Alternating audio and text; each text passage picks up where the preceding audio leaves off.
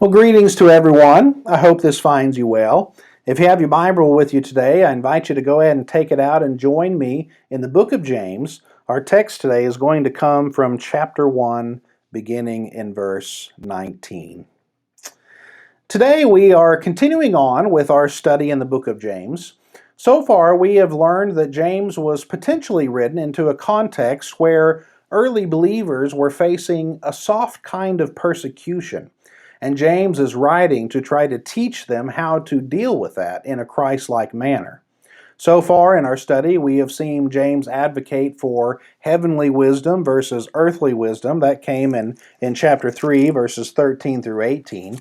And we have seen James advocate for considering their trials as pure joy. That's what we looked at last week in chapter 1, verses 2 through 18. Today, as we move a bit further into the letter, James is going to take up the question of what true religion looks like.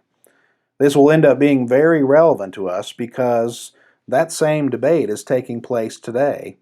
And oftentimes, those who advocate for certain things do so out of balance with other important things. But today, James will give us a fuller picture of true religion. So, I hope you found a Bible and you've opened it now to the book of James in chapter 1 and verse 19. If so, and you have it open there in front of you, read with me if you would. We'll begin in verse 19 and read down to verse 28. My dear brothers, take note of this. Everyone should be quick to listen, slow to speak, and slow to become angry. For man's anger does not bring about the righteous life that God desires. Therefore, get rid of all moral filth and evil that is so prevalent, and humbly accept the word planted in you, which can save you. Do not merely listen to the word and so deceive yourselves. Do what it says. Anyone who listens to the word but does not do what it says is like a man who looks at his face in a mirror and after looking at himself, goes away and immediately forgets what he looks like. But the man who looks intently into the perfect law that gives freedom and continues to do this, not forgetting what he has heard, but doing it, he will be blessed in what he does. If anyone considers himself religious and yet does not keep a tight rein on his tongue, he deceives himself and his religion is worthless. Religion that God our Father accepts as pure and faultless is this: to look after orphans and widows in their distress, and to keep oneself from being polluted by the world. Well, last week I opened our lesson by telling you about a book that I have been reading since Christmas. Today, I want to do the same thing, although I'm not going to be talking about the same book. This was another book that I got around Christmas time, but it wasn't a present that I received. As a matter of fact, I don't even own a hard copy of it. It was one of those kinds of books that when I first heard about it, I was so excited to get it and read through it. I actually bought a digital copy on Kindle so that I didn't have to wait 2 days for Amazon to deliver it. The book is called The Patient Ferment of the Early Church. Now, despite its title, this book has nothing to do with communion or Welch's grape juice, if you're familiar with that old fermentation debate, or alcoholic beverages of any kind in the ancient world. The use of the word fermentation is a useful metaphor for what he wants to talk about. The subject of the book is how the ancient early church grew as it did. Now, this was very interesting to me because I have long wondered how the early church grew in what seemed like a very rapid fashion. We, of course, have the teaching of the New Testament, and we saw how the Apostle Paul was instrumental in making the early church grow. But what about those first 2 or 3 centuries after the preaching of the apostles? This book has a thesis about that, and it's actually very counterintuitive. The claim of the book is that the early church did not grow through careful calculation or missional strategies or even purposeful evangelistic planning. It primarily grew through the virtue of patience. Now, you may be like me and wonder how that happened. That's what originally drew me to the book and why I wanted to get it so fast. I'm not going to take the time to go through all of it here this morning because it really does not involve our theme in our text in James today.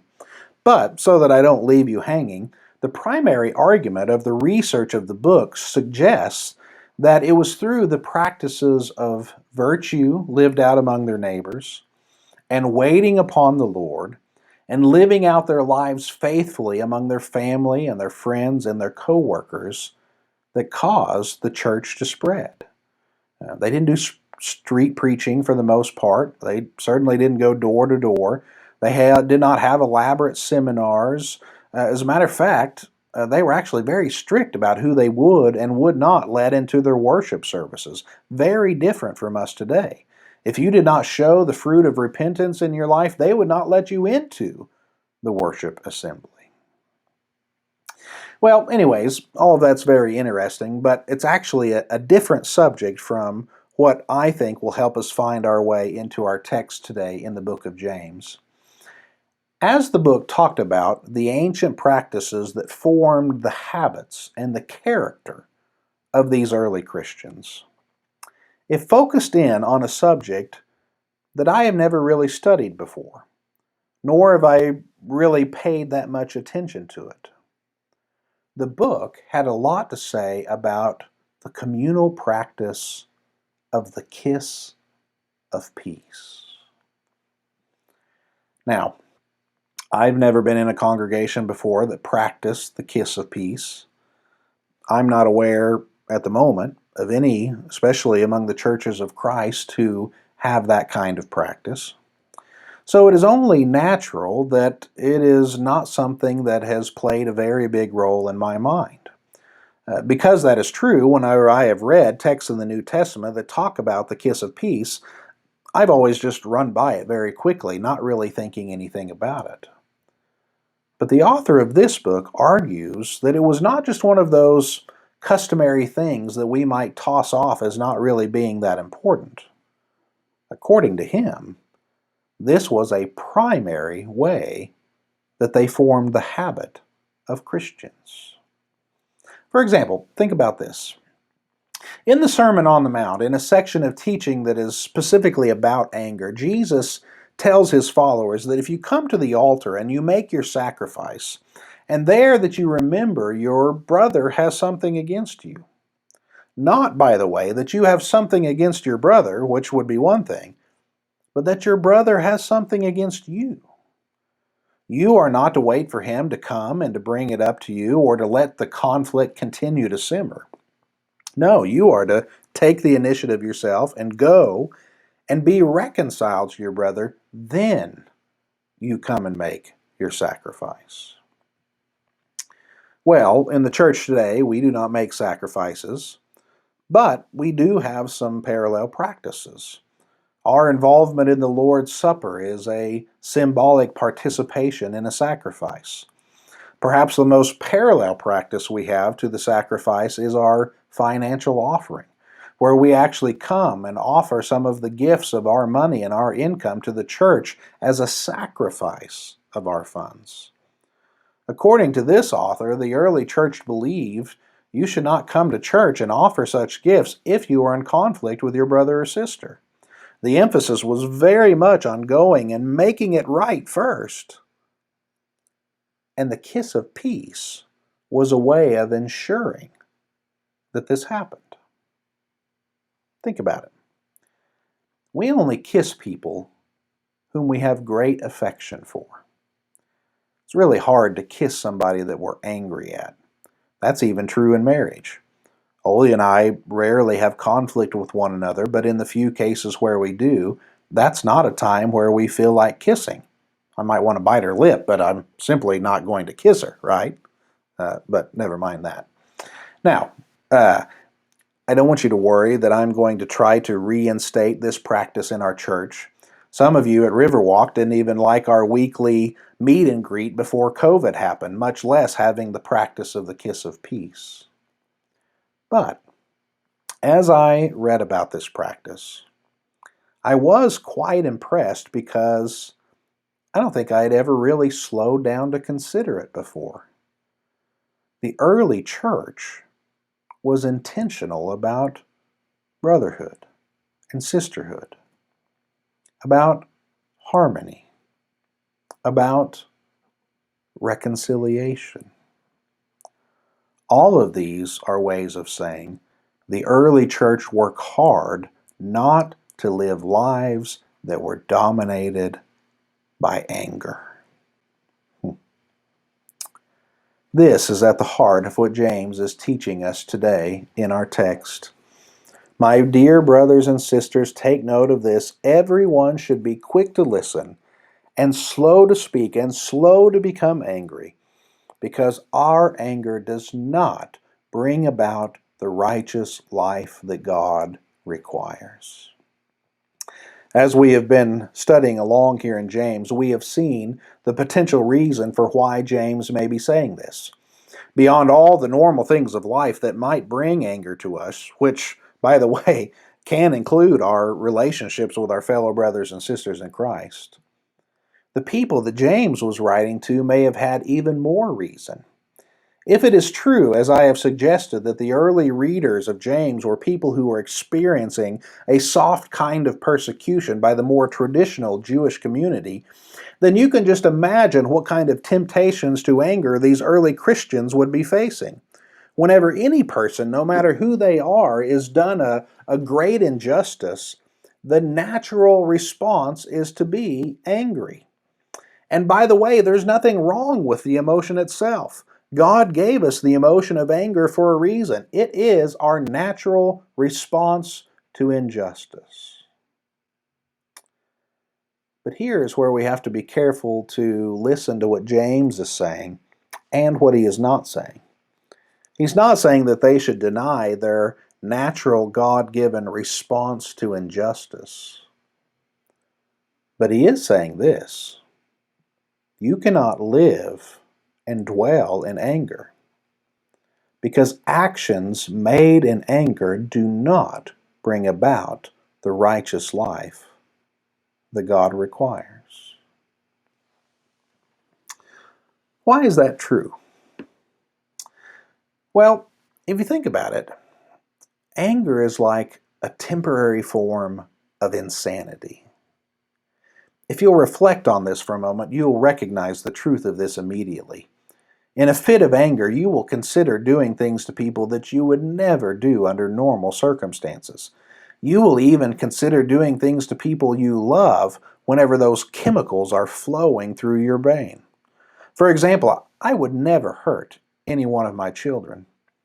But there are moments when they drive me to such anger that I have fantasies about torturing them. That's why counselors and very wise people tell it is best that when we punish our children, it's good to walk away from a situation and come back to it later when that temporary insanity has left your mind. Well, that's true in almost all of our relationships. Now, with that in mind, I want you to think about our contemporary situation. As I've pointed out to you in the past couple of weeks, our situation is quite different from the early believers that James was writing to. He was writing to new believers who were very likely being persecuted by their Jewish communities. They were being shunned from their friends, from their families, from the synagogue, and it may have been having an impact on their ability to make a living. We're not in the same situation.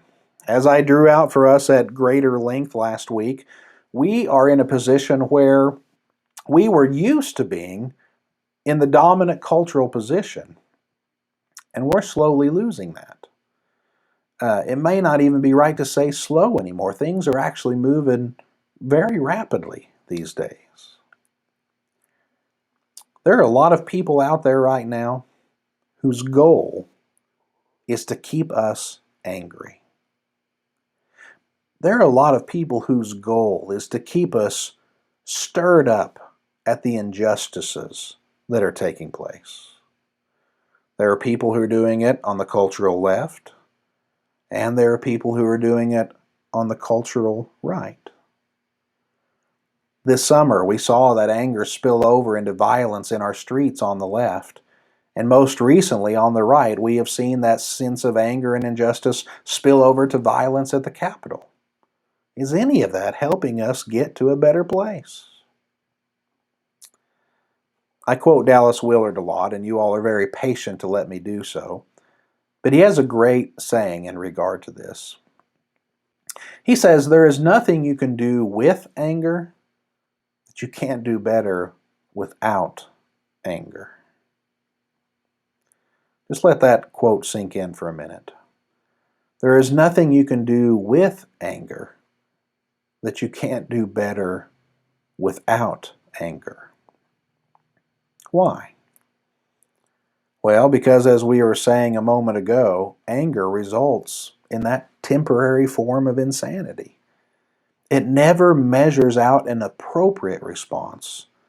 It always intends to take it to the full extent of its fury. Perhaps that's why James says in verse 26, "If anyone considers himself religious and yet does not keep a tight rein on his tongue, he deceives himself, and his religion is worthless." Those are strong words. And we'll talk about that in a little more, in a couple of weeks when we come to James chapter 3. But for now, let's go back to this idea that James raises here in verse 26 that I kind of teased for you in the introduction. James has brought up this subject of true religion. What does true religion look like? Well, first off, we have already learned that it is not motivated and certainly not dominated by anger. Anger does not bring about the righteous life that God requires of us. But there's more to it than that. James says in verse 27 that pure and faultless religion is made up of two other things. Number one, to look after orphans and widows in their distress. And number two, to keep oneself unstained, unpolluted from the world.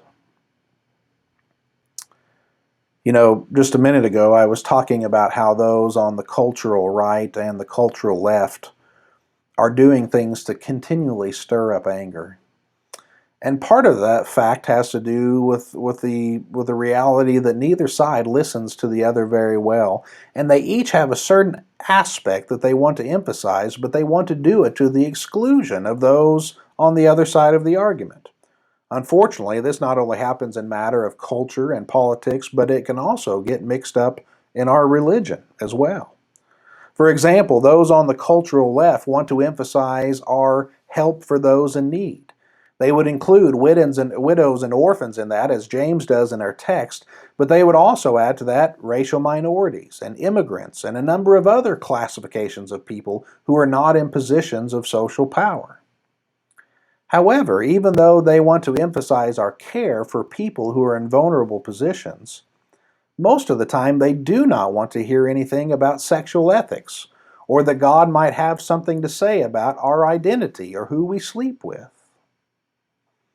On the other side, what we might call the cultural right, they are very concerned with traditional standards, especially in regard to sexual ethics, abortion, homosexual marriage, and sex outside of marriage, and other things like that.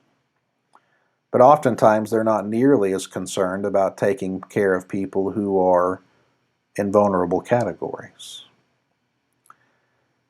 It's very easy for us to get swept into thinking that one side is right and the other is wrong, and ignore the fact that they might both actually have useful points to make. And there are areas where they are correct and areas where they're not nearly as correct as they think that they are. What I want you to see from our text today is that James holds both of these things together and says, for the person of true religion, they cannot be divided. Yes, pure and faultless religion means being unstained from the world in all areas of virtues and ethics, including the sexual. But it also means a deep concern for taking care of those who are in vulnerable positions, such as the widows and the orphans, for minorities, immigrants, and others. The man and the woman of God who desires to have a religion that God approves of will hold both of these things together. So, as we draw this to a close here today, even though we are studying the book of James, it's actually some words from the Apostle Paul that come to mind. When he wrote the congregation in Thessalonica, he told them, I know that you are doing the things that I have taught you, but I want to encourage you to do them even more. In other words, he says, I want you to continue doing these things and I want you to deepen in your practice of them. That, in essence, is what I want to say to you here today. In the nearly 5 years that I've been with the Riverwalk congregation, I've learned some wonderful things about you. I have learned that you are not a people who is dominated by anger. I have learned that you are a people who have set yourselves apart from the filth of the world. I've learned that you love and you care for one another and you take care of the most vulnerable in our midst. And not only do you do that for our own church family, but you do it for folks that come from outside of our family. So in light of what I have learned, what do I have to say to you today?